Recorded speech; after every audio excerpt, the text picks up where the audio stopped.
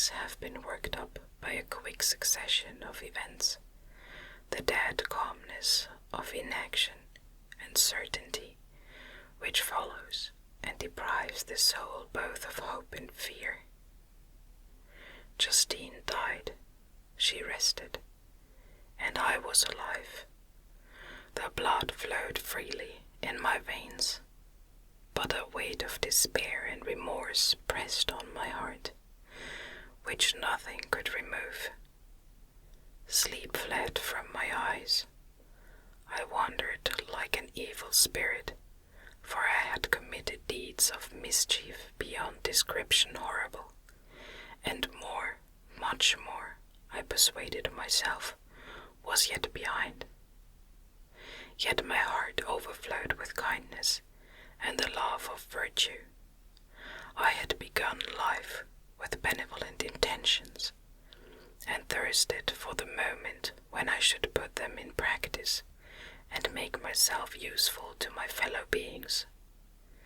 Now all was blasted, instead of that serenity of conscience which allowed me to look back upon the past with self-satisfaction, and from thence to gather promise of new hopes.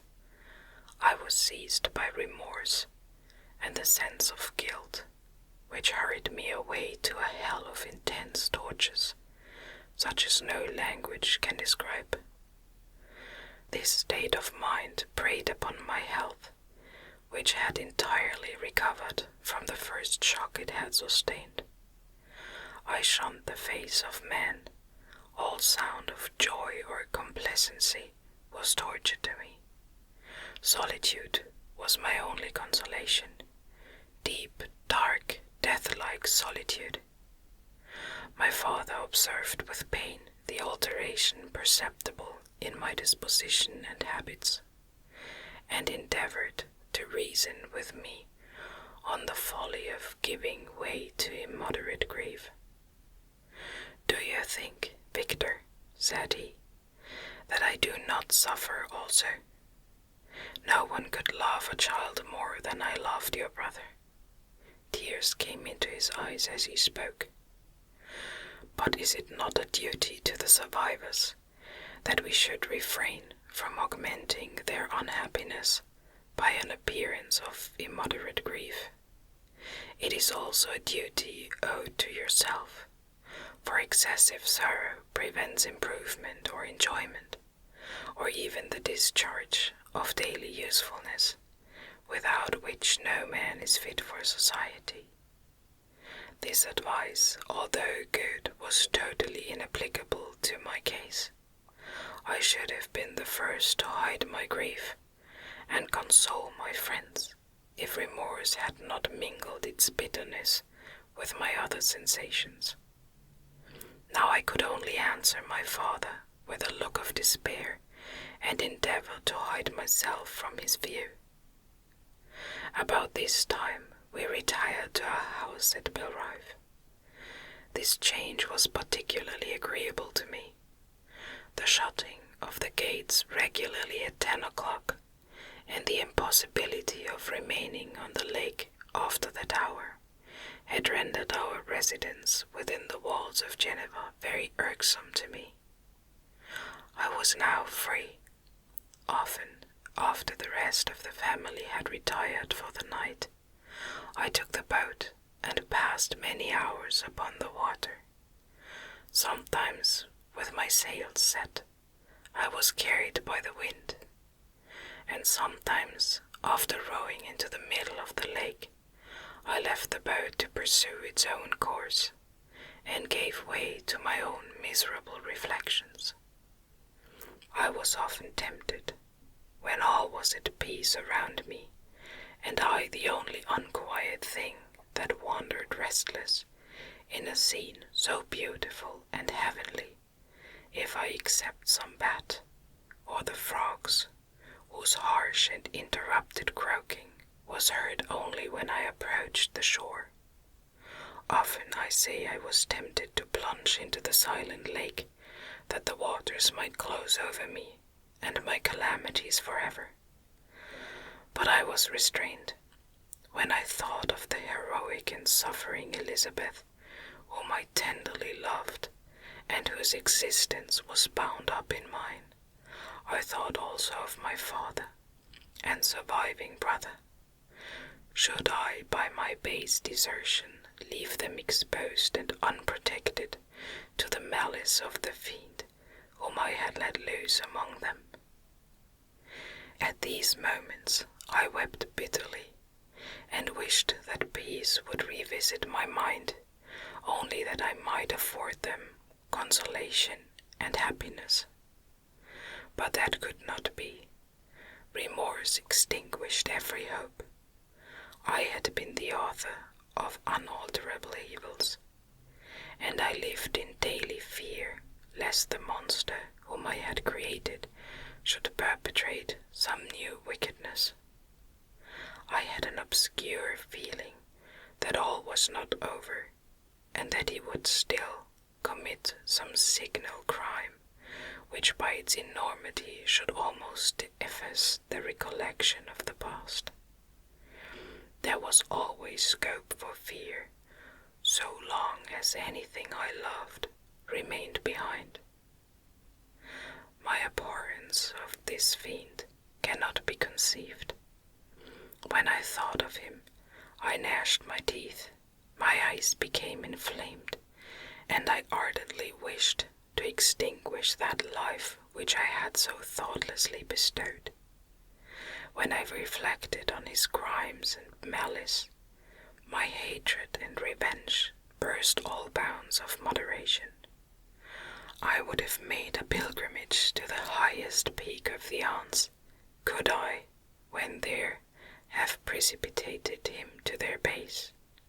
I wished to see him again, that I might wreak the utmost extent of anger on his head, and avenge the deaths of William and Justine. Our house was the house of mourning. My father's health was deeply shaken by the horror of the recent events. Elizabeth was sad and desponding. She no longer took delight in her ordinary occupations. All pleasure seemed to her sacrilege toward the dead. Eternal woe and tears, she then thought, was the just tribute she should pay to innocence so blasted and destroyed. She was no longer that happy creature who in earlier youth wandered with me on the banks of the lake and talked with ecstasy of our future prospects. She had become grave and often conversed of the inconsistency of fortune and the instability of human life. When I reflect, my dear cousin, said she, on the miserable death of Justine Moritz, I no longer see the world and its works as they before appeared to me. Before I looked upon the accounts of vice and injustice that I read in books or heard from others as tales of ancient days or imaginary evils. At least they were remote and more familiar to reason than to the imagination. But now misery has come home, and men appear to me as monsters thirsting for each other's blood.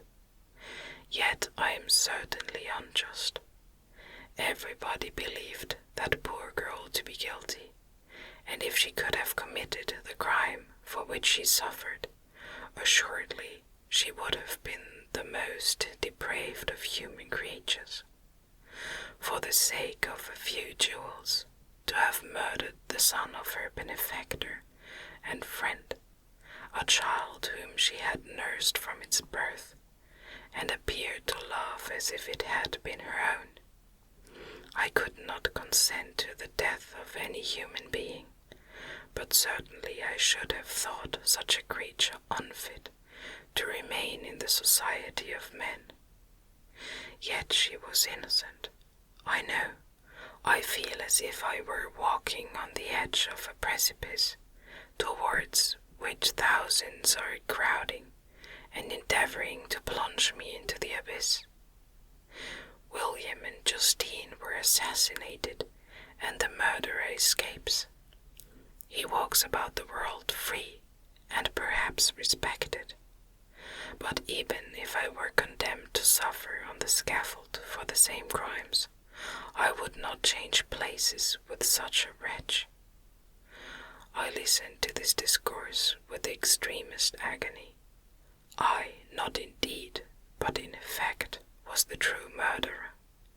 Elizabeth read my anguish in my countenance, and kindly taking my hand, said, "My dearest cousin, you must calm yourself.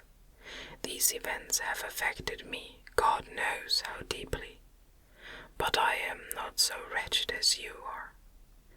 There is an expression of despair, and sometimes of revenge in your countenance that makes me tremble. Be calm, my dear Victor. I would sacrifice my life to your peace. We surely shall be happy, quiet in our native country, and not mingling in the world. What can disturb our tranquillity?" She shed tears as she said this, distrusting the very solace that she gave, but at the same time she smiled, that she might chase away the fiend that lurked in my heart.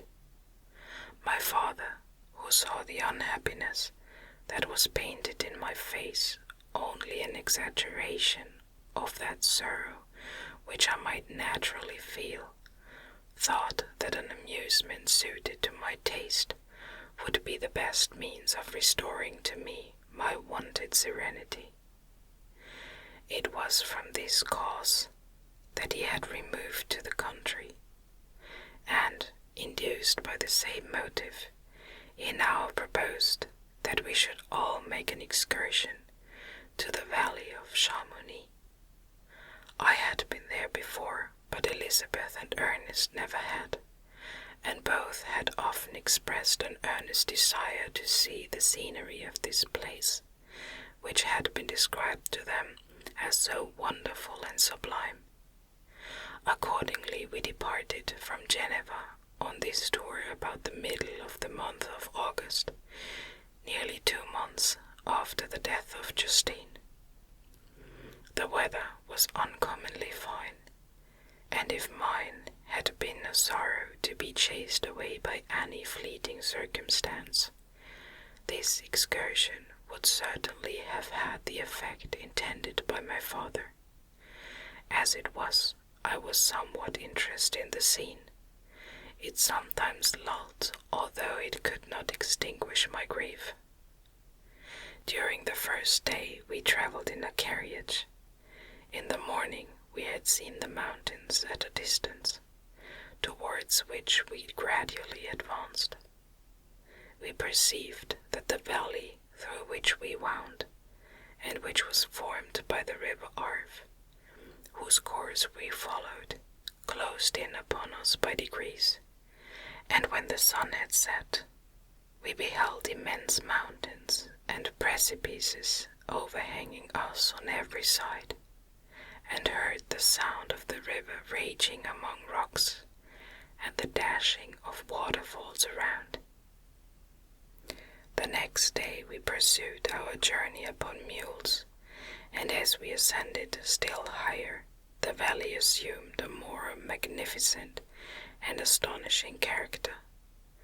Ruined castles hanging on the precipices of piny mountains, the impetuous Arve, and cottages every here and there peeping forth from among the trees, formed a scene of singular beauty, but it was augmented and rendered sublime by the mighty Alps, whose white and shining pyramids and domes towered above all, as belonging to another earth, the habitations of another race of beings.